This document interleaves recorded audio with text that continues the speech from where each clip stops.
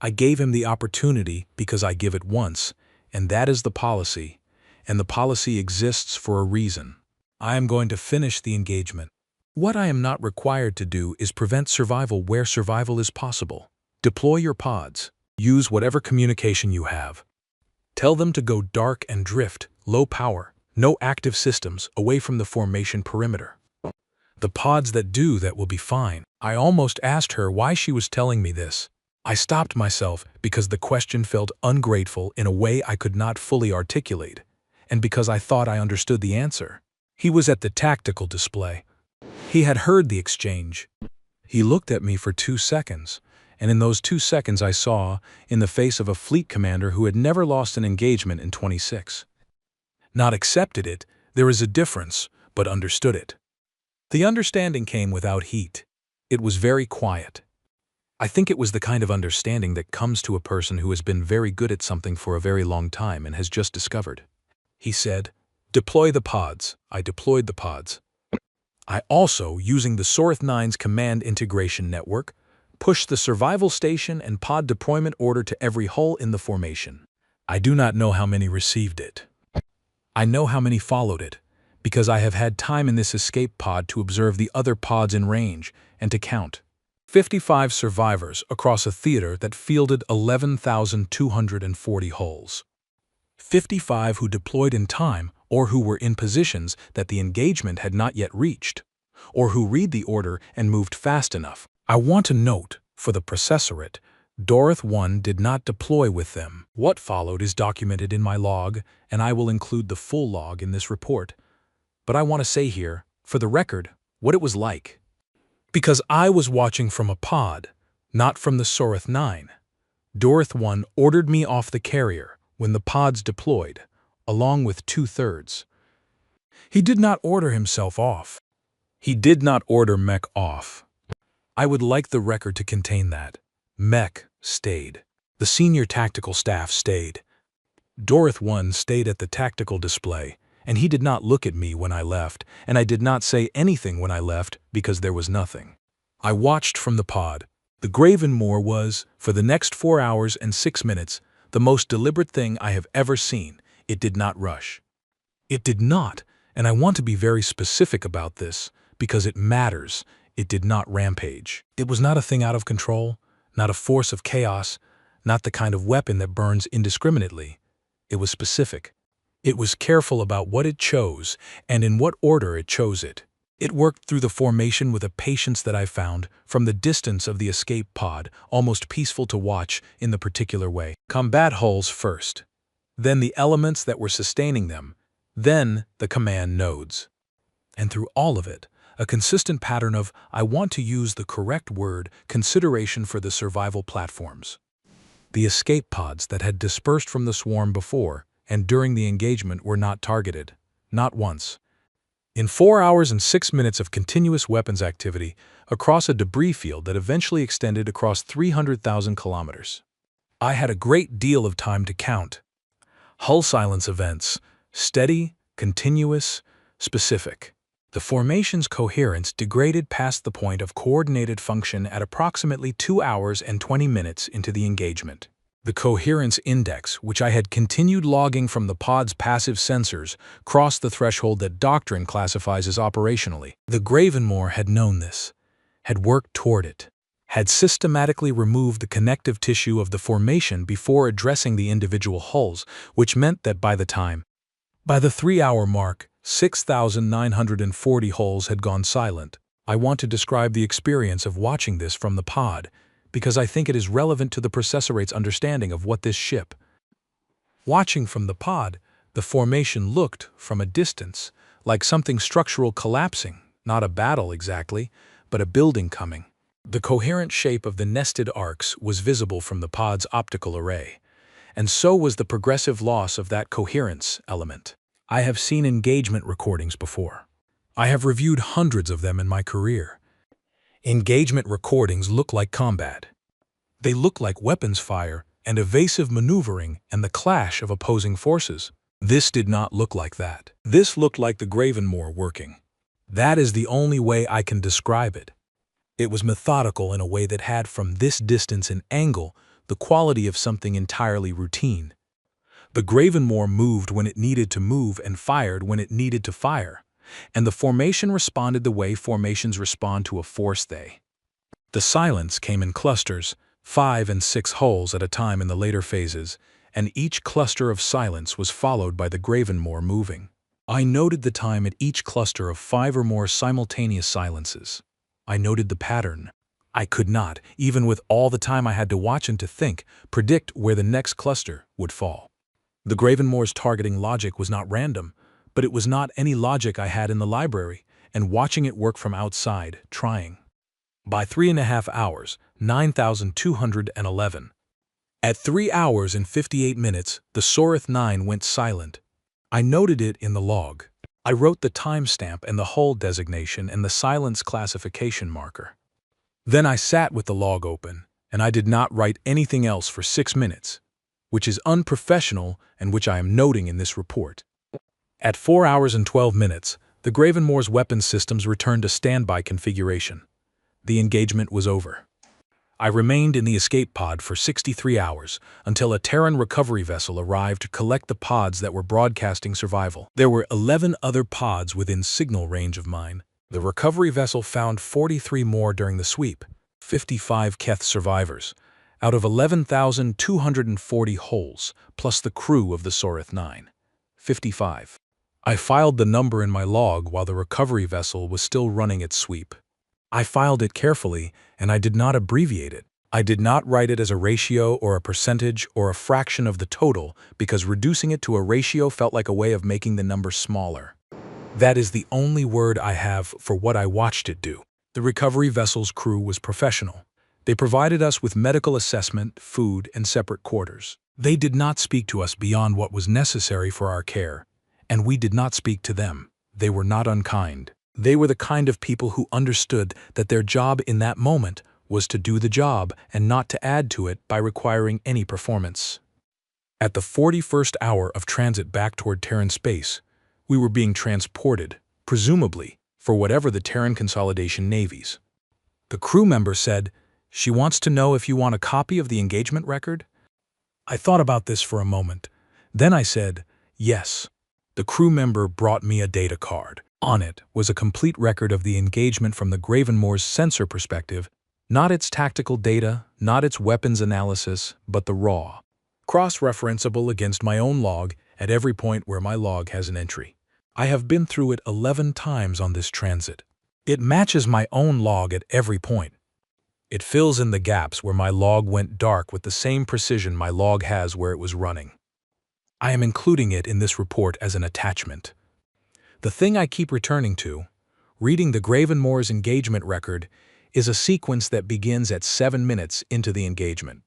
The Gravenmoor's sensor log shows the departure of the first survival pods from the Sorith 9, the general survival station deployment I had. The sensor log notes them, all of them. The targeting system flags each one individually as it flags every object in the engagement zone. And then, for each pod, the targeting system removes the flag and records in the notation protocol that is apparently standard on Terran Naval. The translation is, "Not a threat, stand clear."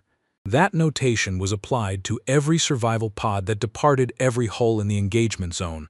Not just ours, not just the Sorith 9, every pod from every hull across the entire engagement. The Gravenmoor tracked them all, individually, throughout 4 hours and 12 minutes of continuous weapons activity and applied the same. I have been trying across 63 hours in an escape pod and 41 hours in a recovery vessel cabin to find a frame of reference that makes. I have not found one in the Keth Tactical Library. The Keth Swarm's engagement doctrine does not have a provision for tracking enemy survival pods and removing them from the targeting queue. The doctrine does not need such a provision because the doctrine does not distinguish, in active engagement, between a target that is fighting.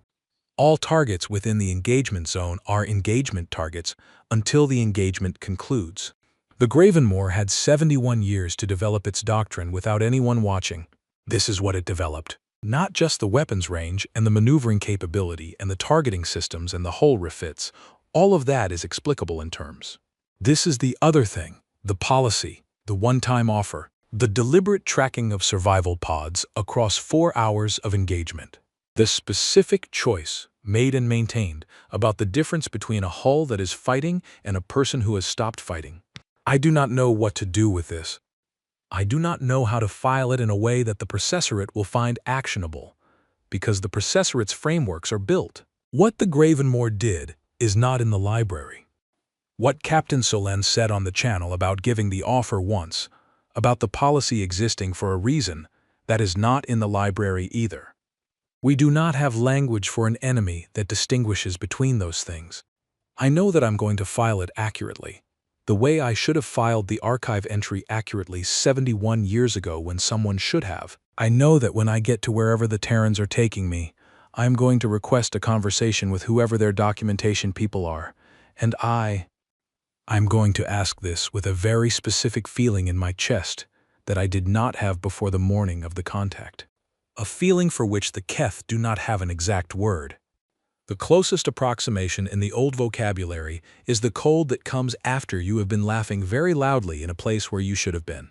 The cold that settles when the laughter ends and you understand too clearly and too late what the sounds in that place actually were. The recovery vessel came out of transit drive 4 hours ago. Through the portal in my cabin, I can see a station, large, functional, utilitarian in the Terran way, none of the aesthetic embellishment. Some of those bays have ships in them. I have been trying, from this distance, to identify the class profiles. I can see 3 hulls of the Gravenmoor class, not 1, 3.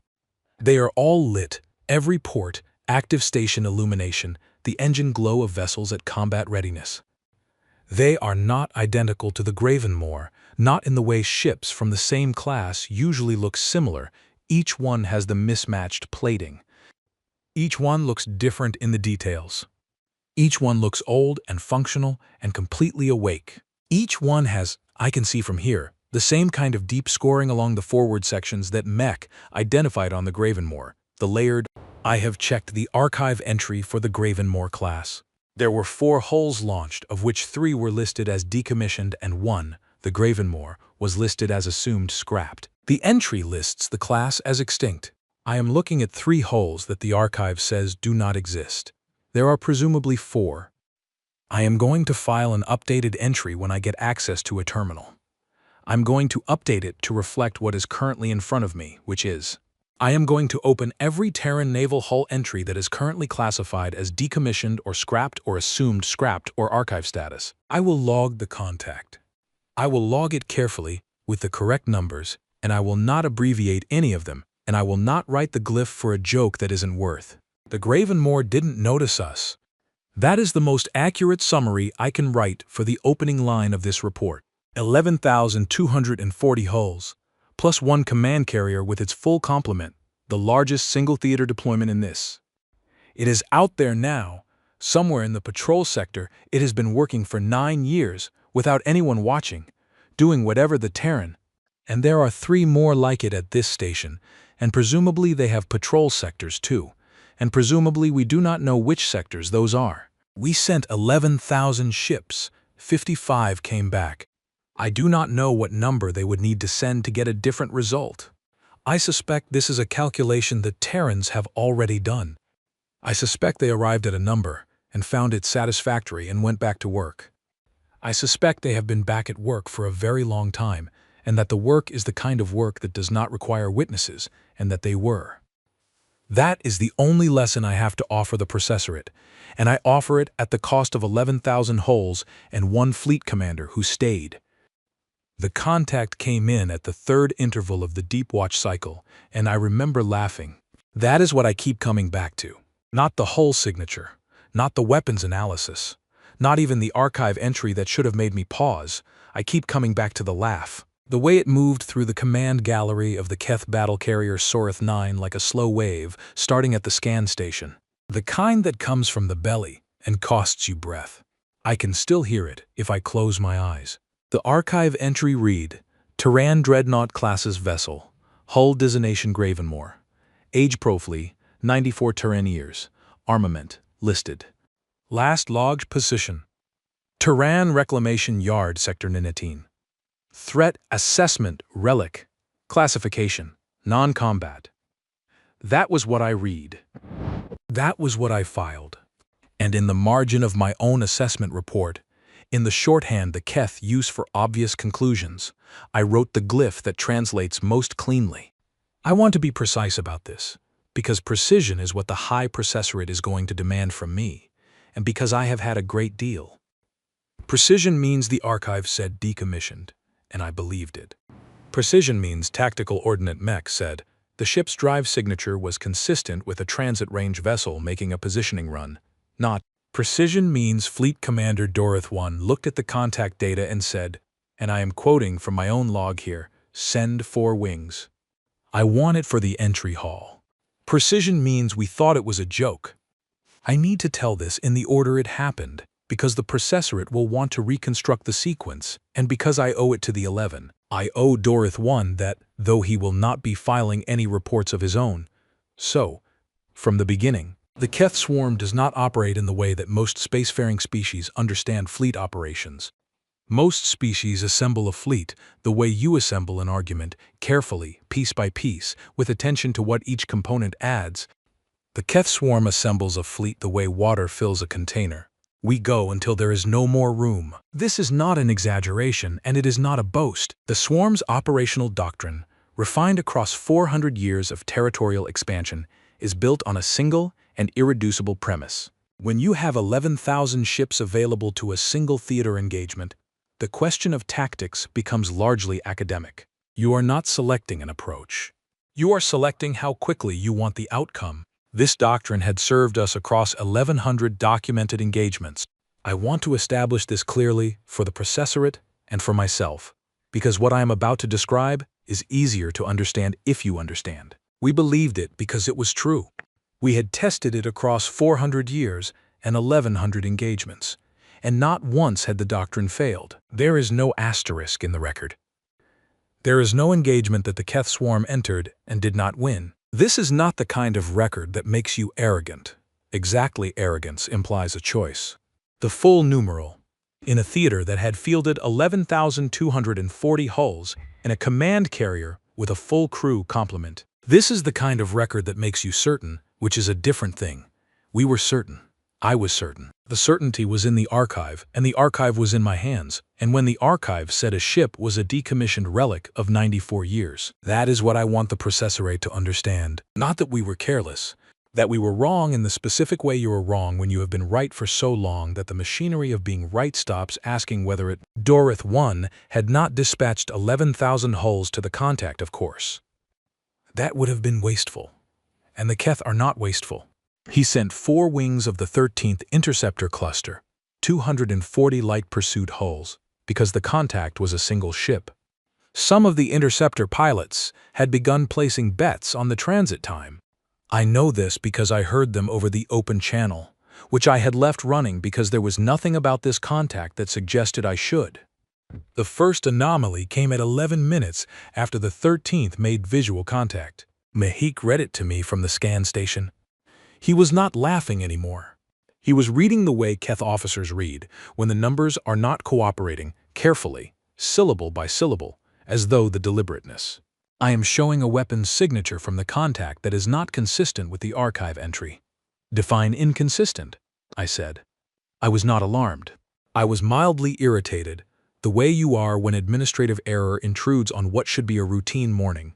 The archive lists the Gravenmoor class as carrying 8 medium-yield kinetic projectors and a standard point defense lattice, Mick said. What I am currently reading is, he stopped. He rechecked the screen. He ran the calibration subroutine, which takes 4 seconds, and I watched him do it, because his hesitation was beginning to interest me. What I am reading does not match an 8-projector profile. What does it match? He told me. I looked at the number he gave me and I said, that is not possible. That is not a number a ship of that hull age carries. No, Mech said, it is not. I cross-referenced the archive entry. Gravenmoor-class dreadnoughts had been designed 94 years ago by a Terran naval program that the Keth had assessed at the time as promising. The class had launched 4 vessels, of which 3 had been decommissioned within 40 years due to maintenance costs, and the 4th. The archive assessment from the time read, Disposal pending. The most recent entry, filed 71 Terran years ago, read, assumed scrapped, archive status, closed, 71 years. The archive had been closed on this ship for 71 years. I want to stay with that number for a moment, because the processorate is going to want to know at what point in the sequence there was. The entry was closed because it was inconvenient to maintain. The Terran reclamation yards are not Keth installations, and Keth access to them is not guaranteed, and verifying the disposal of a single. Someone decided the probability of error was low and closed the entry and moved to the next item on the list. 71 years. Get me a visual, I said. The visual came through at approximately the same moment the first wing of the 13th Interceptor cluster engaged. Engage is perhaps the wrong word. They entered firing range and opened with a standard suppression pattern, the kind the Keth used to establish immediate physical dominance. 240 light pursuit hulls, their weapons systems live, forming the standard encirclement pattern that the Keth had used successfully. This was not a superior numbers situation, this was one ship. The visual I received showed the Gravenmoor from approximately 800 kilometers, a distance the optical array could close to ship distal. I remember staring at the image and understanding, for the first time, that the archive had been wrong about something more basic than the weapons. The ship was not a decommissioned relic. I do not mean that it was operational. I mean that whatever had been done to it in 71 years of absence from the Keth archive had changed it. The hull was old. You could see the age in the plate coloration, the dark striations where the alloy had oxidized across decades of operation. The scoring along the forward quarter was deep and old and spoke of engagements that the Keth had no record of. But the hull was not the thing that made me stop breathing. The thing that made me stop breathing was that the ship was awake. Every port across that ancient hull was lit. Not the scattered, low-level lighting of a ship running minimal systems, the full active station illumination of a vessel at combat readiness. The engine ports at the stern were running at an output that, when Meek converted it to a thrust number, produced another figure that did not match. The drive systems had been replaced, not upgraded in the incremental way that a Navy upgrades a hull to extend service life, but replaced, rebuilt, refitted, updated with technology. The ship that had entered the Terran reclamation yard 71 years ago had come back out as something the archive had no category for. It had come back out as something the archive could not find, because the archive had stopped looking. I studied the hull plating in the visual feed for longer than was strictly productive, because there was something in the way it looked that I kept. The scoring I mentioned, the deep striations along the forward quarter, was not uniform. It was not the consistent damage and repair pattern of a ship that has been in one or two major engagements. It was layered. Striations over striations, the older ones partially repaired and then scored again, the pattern repeating across decades. I am not a weapons analyst, but Make leaned over my shoulder at one point and pointed to a section of the hull near the starboard bow and said, very quietly, "Fleet designate. Do you see the depth of those channels?" I saw them. That scoring is from kinetic impacts of a yield our heaviest siege weapons produce, Mech said, repeated, multiple engagements.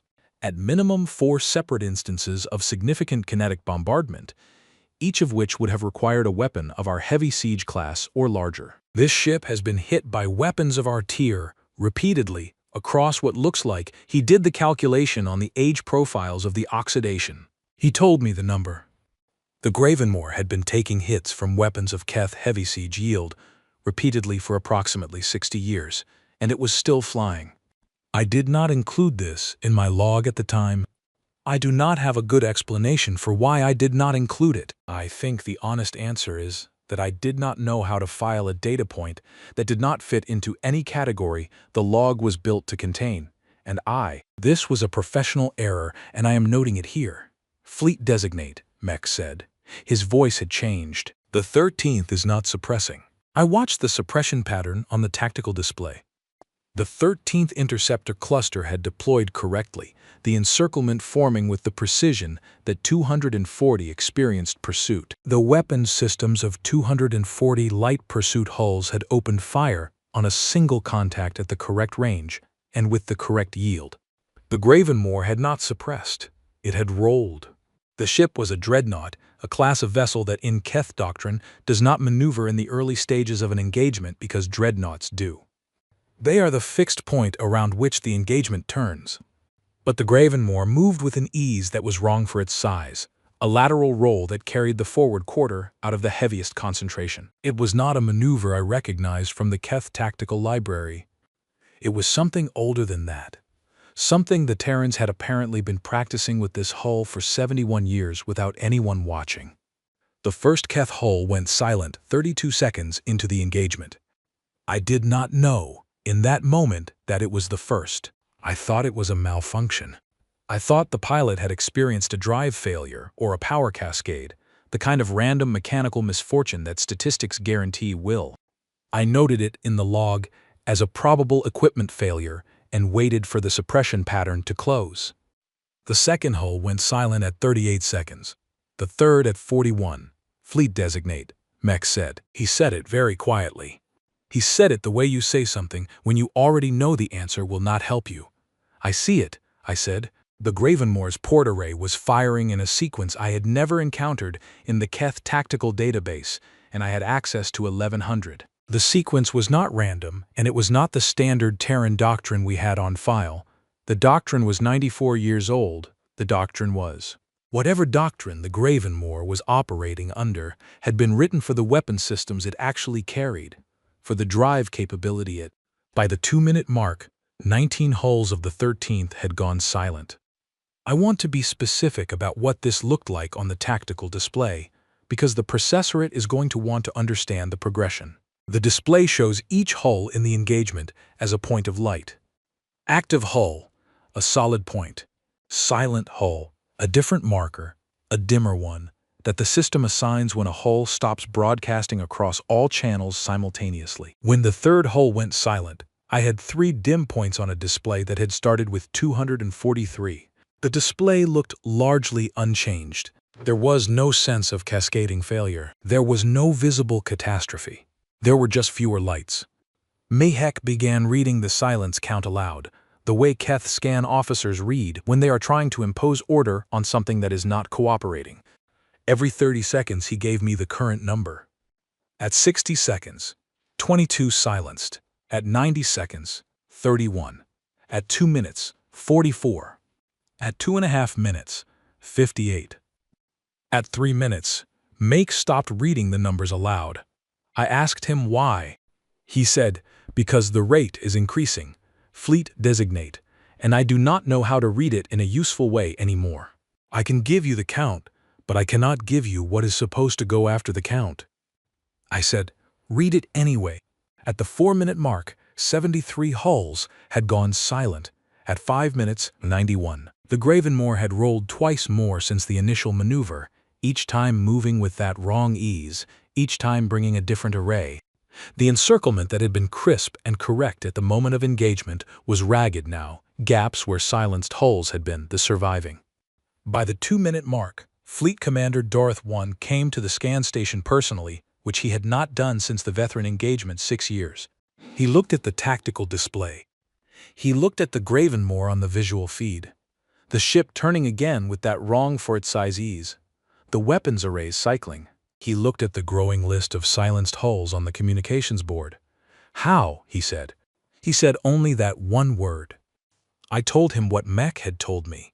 The archive entry, the weapons profile that did not match, the drive systems that had been replaced, the 71-year gap, the hull scoring that Mech had identified as consistent with repeated heavy siege bombardment across 6 decades of engagement. I told him all of it in the order it had come to me, and I watched his face while I told him. And his face was the face of someone who is very good. When I finished, he was quiet for 4 seconds. Then he said, recall the 13th and send me the full battle swarm.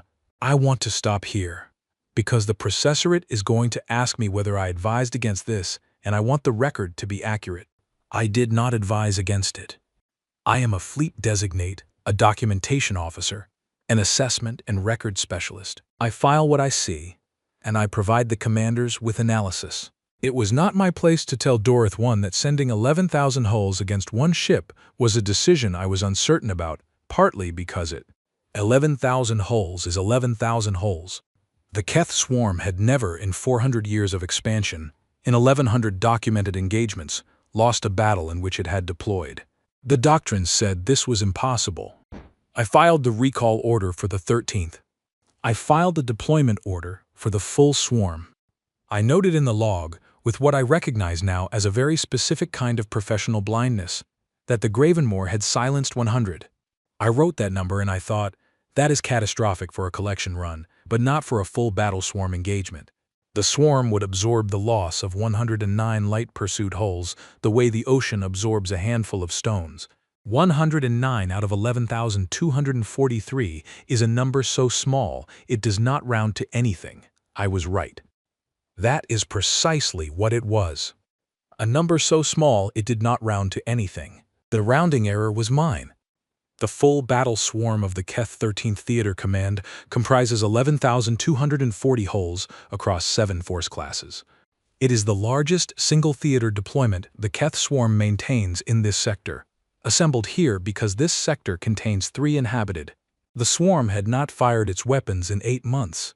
The crews were experienced, the hulls were maintained, and the doctrine was airtight. It takes 37 minutes for a full battle swarm to assemble from dispersed patrol positions into combat formation. The Gravenmoor did not wait.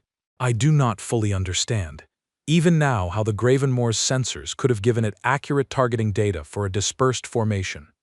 The Keth countermeasure suite is rated to defeat targeting systems 2 generations more advanced than anything the archive had listed as operational. I say this not to excuse what happened, but to explain why I could not understand it as it was happening, why I kept expecting the situation.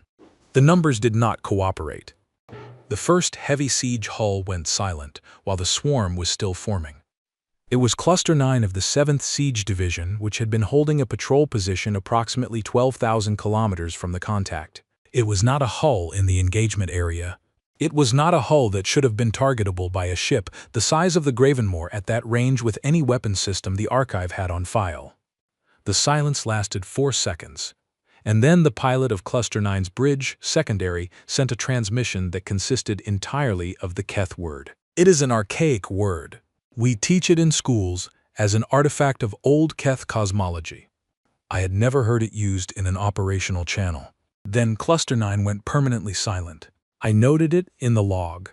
I did not know how to categorize it, so I wrote anomalous contact loss and moved to the next item on my board, because the next item was the recall. I told Dorothwan I was working on a revised estimate. He said, "Work faster." The second heavy siege loss came 4 minutes later.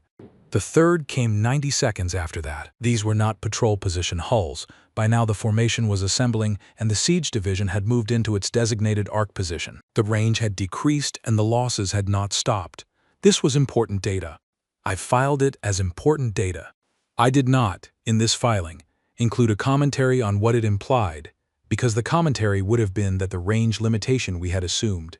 Filing that commentary would have required me to file, attached to it, the statement that I had no basis for confidence in any of the numbers I was. At the 18-minute mark, with the swarm still completing its formation, 43 hulls had gone silent. They were not all in the same location. 7 were forward assault elements. 4 were logistics defense platforms. 8 were medium assault hulls from Cluster 11 of the Assault Division, which had moved to intercept the Gravenmoor when it began repositioning. 11 were light pursuit wings from 3 different cluster commands, which suggested that the repositioning had not been what it appeared to be. I noted that last item 3 times, crossing it out twice and rewriting it, because the Keth swarm's dreadnought analogs are the heaviest hulls. I rewrote it the 3rd time and left it in the log, because the log is the log and it does not care what the archive says is possible. I sat with the number for a moment. 7 dreadnought analogs, each one a hull class that in the Keth tactical library requires a coordinated attack by no fewer than 12 heavy siege ships to defeat at standard. Silenced by a single contact operating at ranges our doctrine classified as impossible.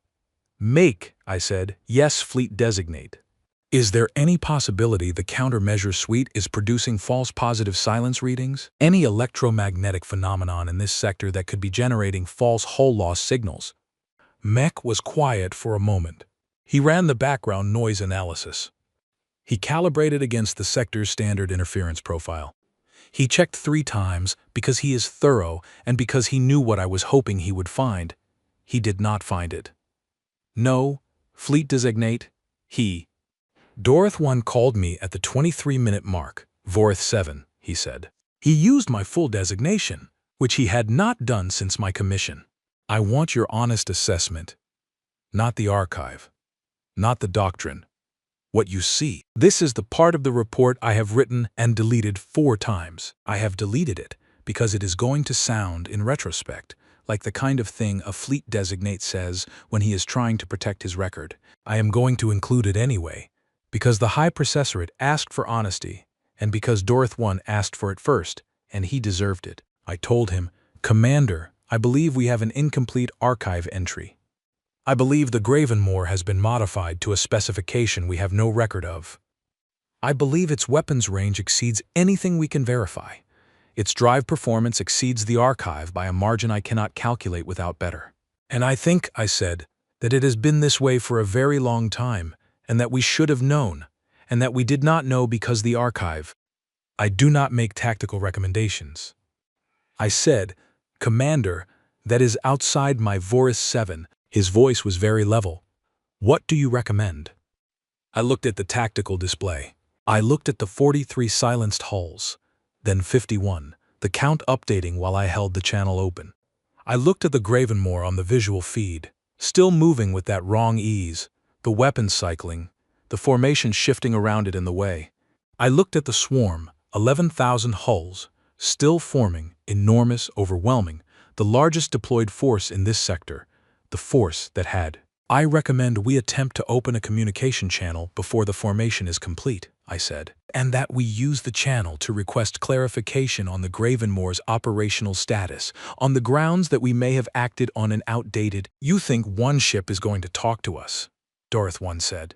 I think I said that it has not destroyed us yet, and that this may be significant. What I meant, what I did not say, because saying it felt like a weight I was not authorized to place on the record, was that the Gravenmoor had the largest hull in the battle swarm, the one with the command integrated systems, the one whose loss would degrade the swarm's coordination. If the Gravenmoor wanted the Sorith 9, it had had 19 minutes to take it. It had not taken it. I did not know what this meant. I still do not know, with certainty, what this meant.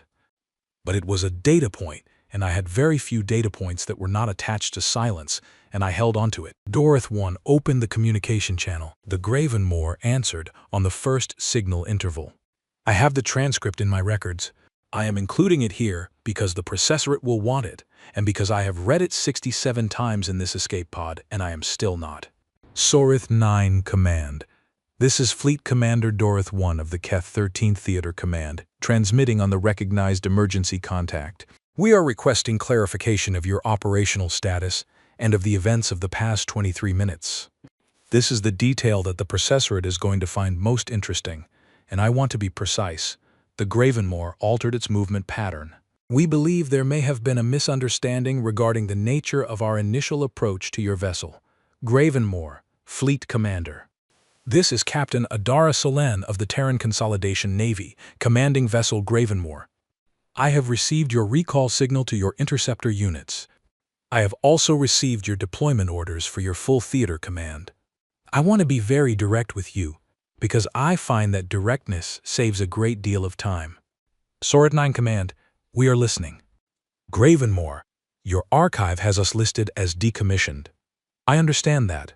We went to the reclamation yard. What happened after that is not something we publicized, because we did not see the need. The Gravenmoor was not scrapped. It was refitted. It was refitted again. It has been refitted 7 times in 71 years, because the Terran Consolidation Navy takes the position that a good hull is worth keeping. We are in your space because we are on a patrol assignment. Fleet Commander, we patrol this sector. We have been patrolling this sector for 9 years without incident, and I would like this to continue being without incident where possible. A silence on the Keth side. Dorith 1 had covered his microphone, and I could hear him speaking to someone, but I could not hear what he said. Gravenmoor, Fleet Commander, I want to give you an opportunity to stand your swarm down. I want to be clear that I am offering this not because I have any uncertainty about what the next several hours will look like if you do not. You sent 240 ships to collect my hull number for your entry haul. I understand that was the order given, and it reflects what the archive told you about me. The archive was wrong. I would like us to proceed from that acknowledgement. Do you understand what I'm saying to you? Sorith 9 a command. I understand that you are a single vessel. Gravenmoor. Yes, I am. Sorith 9 a command, and you are suggesting that a single vessel, Gravenmoor, Fleet Commander. Your formation has 11,000 hulls. I am aware of this. I would ask you to be aware in turn that 11,000 hulls has not been a number that changed the quality of this conversation in the past. I am not saying this to be threatening. I am saying it because I believe you are a person who understands numbers, and that numbers may be useful here where other arguments have not been. I am asking you clearly and directly to stand your swarm down and withdraw from this sector. I am asking once. I want that on the record because the record matters to me. I am asking once. The communication channel remained open for 4 more seconds. I watched the tactical display. I watched the swarm formation completing its final positions. 11,000 hulls locking into the nested arc deployment that is the Keth swarms. Dorith 1 did not stand the swarm down. I could reconstruct the reasoning. I have, in this escape pod, spent considerable time reconstructing it. 11,000 hulls is 11,000 hulls. The doctrine says what it says. A fleet commander who has won every engagement he has ever entered does not, at the moment when the largest force in his theater is fully assembled. That is not how a fleet commander with 26 years of unbroken success maintains 26 years of unbroken success. He believed the doctrine. I would have believed it too.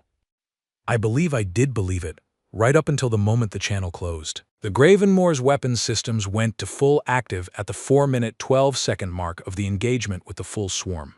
I know the exact time because I was logging continuously at that point, and I have the timestamp in the record. I am going to try to describe what happened next in a way that is useful to the processorate. I find this difficult, not because my memory of it is unclear. My memory of it is very clear, in the way that memories are clear when every detail. The nested arc formation works on the principle of layered engagement zones. The inner arc engages the target at close range with maximum weapon density. The outer arcs provide suppressive fire that degrades the target's ability to maneuver and respond to the inner arc. The carrier and command elements position inside the formation, protected by the density of hulls around them. The logistics platforms maintain position at the formation's edges, supporting the combat elements. The formation is, in doctrine, self-reinforcing. Damage to one element is absorbed by adjacent elements without loss of overall capability, because the doctrine was written for a target that could be attrited. The Gravenmoor could not be attrited, not by us, not with the weapons we had. The Keth swarm's standard weapons profiles are rated against published Terran hull specifications, and the Gravenmoor's hull specifications had not. Whatever the Gravenmoor's shielding and hull plating actually consisted of after 7 refits across 71 years, it was not what the archive. This is not a statement I make lightly. 11,000 hulls firing in coordinated sequence should have been able to defeat any single target in the engagement zone inside the first 20.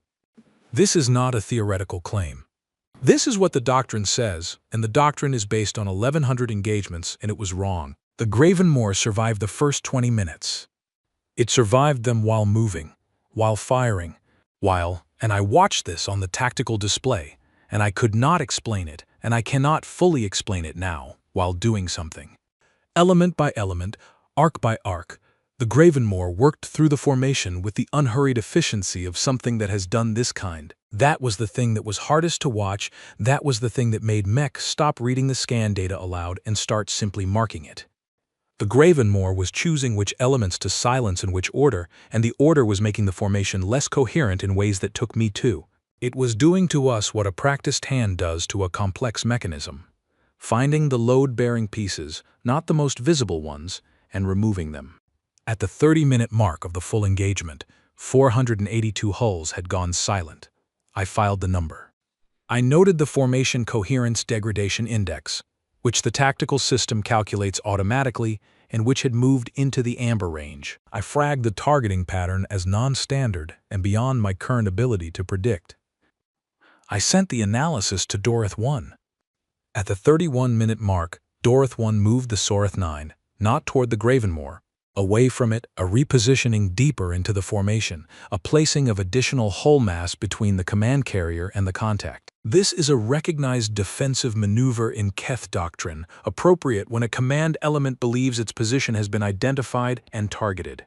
I also understood, though I did not log this part, that moving a command carrier during an active engagement is the kind of decision. Not immediately, there was a delay of approximately 40 seconds, which may have been sensor processing time or may have been something else. The change in the Gravenmoor's vector was subtle, a degree of heading correction that would not have registered as significant if I had not been. It was not moving toward the Soreth 9. It was moving to a position from which the Soreth 9 would be accessible. It was planning ahead, through the formation that was between them, as though the formation were a medium it was moving through rather than, as though the 11,000 hulls were not a barrier but a distance, and the Gravenmoor was simply calibrating for the time the distance would take. I opened a second communication channel. I want to be clear that I did not have the authority to do this. I am a fleet designate, a documentation officer. Opening communication channels during an active engagement is a command function. I opened it anyway, because the only alternative was to continue filing hull silence counts, and the hull silence counts were no longer providing. I opened the channel, and I said, without a prepared statement, without running it past anyone, Gravenmoor, this is Fleet Designate Vorith 7. I filed the archive assessment that described you as a relic and a non-threat. I want you to know that I am aware that assessment was incorrect. The channel was open for 3 seconds. Then, Captain Solen said, Fleet Designate, are you attempting to negotiate? No, I said. I have no authority to negotiate. I was attempting to... I stopped. I thought about what I was actually doing. I was attempting to be honest, I said. Because I looked at the archive entry and I laughed, and I wanted someone to know that I know that was wrong. A pause. In the background of the channel, I could hear the ambient sound of a working bridge, the quiet cycling of systems, a crew going about its work. Oh, is your command carrier intact? Solen asked. Yes, I said. Are the crew at survival stations? I had not ordered that. I should have ordered that much earlier. I put out the general order for survival station readiness on the Soreth 9's internal channel while I was still holding the communication line. That was the right thing to do, Solen said. I would suggest you also deploy your escape pods to safe distance from the formation. Not for the command carrier only, for all surviving hulls you can reach in the next 20 minutes. Get the word out if your communication nets are still functional. Captain, I said. Are you Fleet Designate? She said. Your commander declined to stand down.